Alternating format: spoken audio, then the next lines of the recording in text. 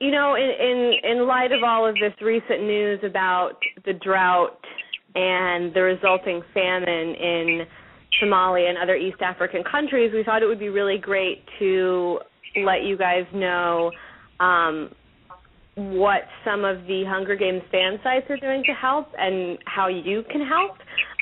So first we have Megan from the Hob, who is going to talk about the Hob's partnership with an amazing organization called WhyHunger. And Sue, who actually works for WhyHunger, is also on the line. So Megan, do you want to just tell us a bit about the organization and how the Hob got involved with them? Sure. Is Sue still there? I am. Are you still there, Sue? Okay. I'm going to let her give you kind of a background of, what WhyHunger is all about. But we knew from the get-go that we wanted to become involved with the charity. So we just, wanted to wait a little bit before we got established. And Sue actually is a good friend of Lee, one of our admins, and, we did a little research, and she told us about Sue and what she does, and we just, thought it was perfect for the Hunger Games and, something we wanted to support. So we started looking into it and just loved what it stood for, fighting hunger and poverty, which is, a huge problem in the United States and all over the world, and also a recurring theme throughout the book. So we just decided to partner with them. We do have some experience with charity work. All the girls from the Hob were a part of another charity for Twilight, and we were able to raise a lot of money and just saw how much the fans embraced it, so we figured we'd try to bring it over to the Hunger Games. So we hooked up with Sue, and she liked the idea, and that's kind of where we are right now. There's so many opportunities to get involved in your community.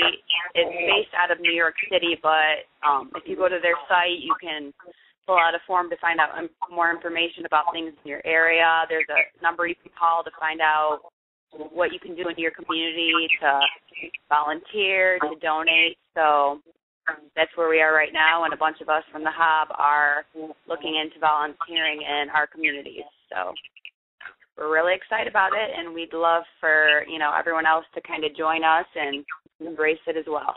So if, Sue, you want to tell a little bit about the background of WhyHunger, that'd be awesome. I would love to. WhyHunger is 36 years Sue, old. Before you start, let's just get a link up. Maybe someone can post the link to this using the hashtag. WhyHunger.org.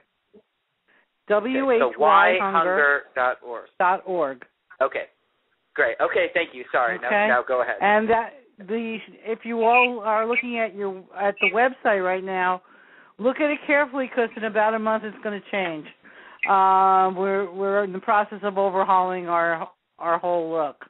Well, what you see up right now is photos from our annual dinner, which honored Ruben Blades, Mark Bittman from the New York Times, and 10 community-based groups from around the country who work on helping people become self-reliant through various job training programs, literacy training programs.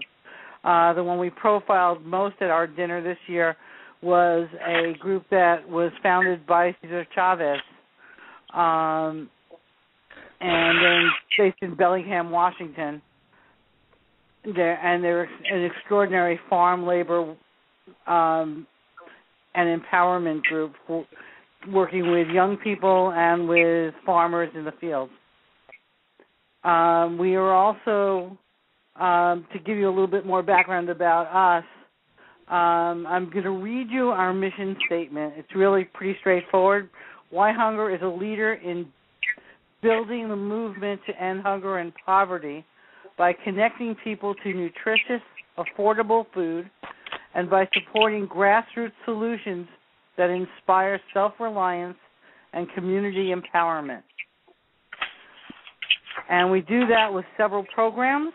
One of them is our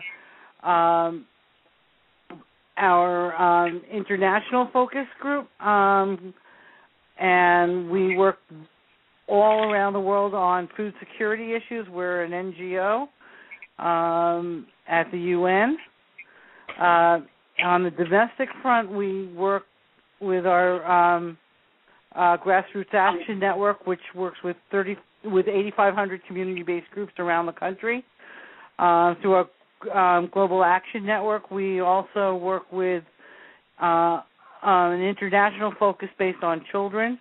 We partner with the Hard Rock International, Yoko Ono, and the John Lennon Foundation for a campaign called Imagine There's No Hunger, and that's going into its 4th year. I'm the events director, so for me, I'm working on all kinds of little events and large events.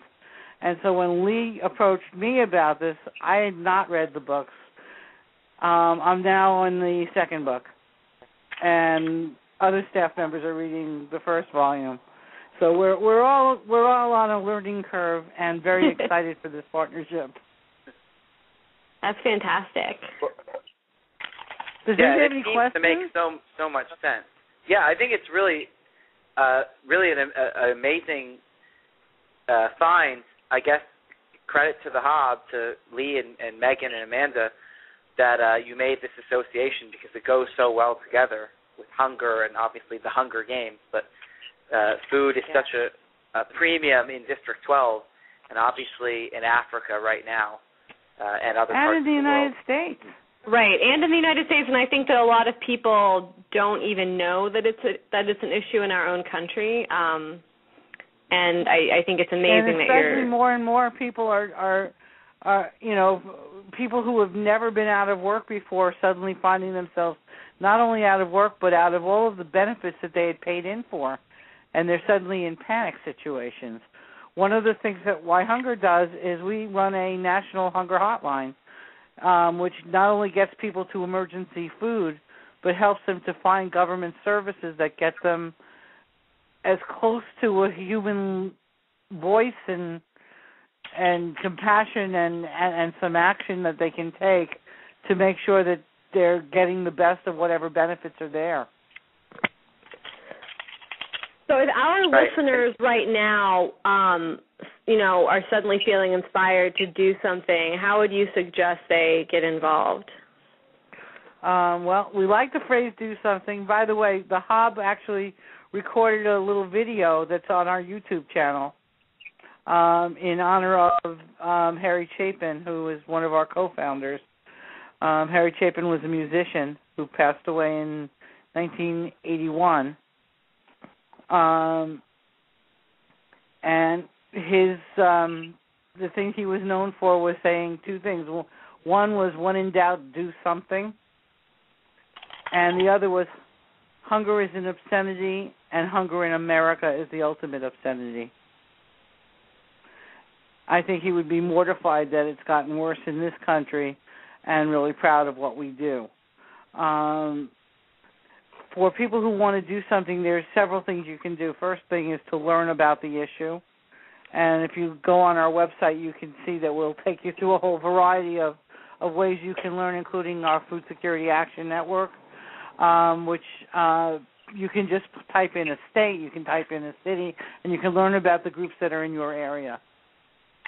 The next thing to do is to find a group that's local to you, and we can recommend them to you, or you can find them on your own, and go and volunteer, because everybody needs help.